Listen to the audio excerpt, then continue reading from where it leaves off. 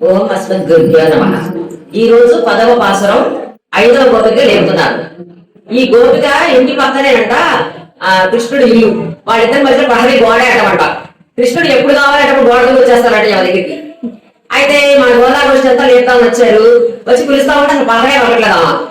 పలకపోతే మేము అనిపిస్తుంది కదా, మనము కృష్ణుడి కోసం వ్రతం చేద్దామని ఆయన లేకపో ముందే మనం వెళ్ళి ఆయన లేపాలి అని మనం బయలుదేరాము. ఏమేమో అప్పుడే వ్రతం చేసేసి కృష్ణుడిలో పనిచేసిందేమా. ఎందుకంటే లోపల నుంచి కృష్ణుడు దగ్గర తులసి వాసన వస్తుంది. ఆయన కిరీటానికి తులసి కట్టుకుంటాడట.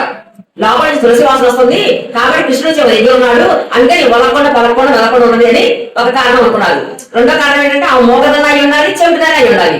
మనం పిలిచి నిలబడకపోతే పలకదు, మాట రాకపోతే పలకదు అయి ఉండాలి అని మరి ఇట్లా. అందుకని రెండో కారణం ఇది అనుకున్నారు.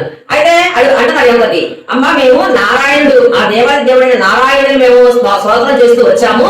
నువ్వు అంత ముద్దుగా పోతున్నావు ఏమిటి? కుంభకర్ణ ఏమైనా ఆయన నిద్ర నీకు ఇచ్చేసాడా? అంత నిద్రపోతున్నావు ఏమిటి? మనం స్వామి లేకపోతే వెళ్ళాలి, ఆయన లేకపోతే మనం వెళ్ళాలి. నువ్వు తొందరగా లేచి వచ్చి తెలివి తెచ్చుకొని లెగిసి వచ్చి తలుపు తీయమమ్మా అని పిలిచారు. ఆవిడ ఈ రోజు వాళ్ళ రోజులో కలుపుకున్నారు. ఈ 5వ గోపికను కూడా కలుపుకొని ఇక ముందుకు సాగుతారు గోదావరి. ఈ రోజు నామం నారాయణ.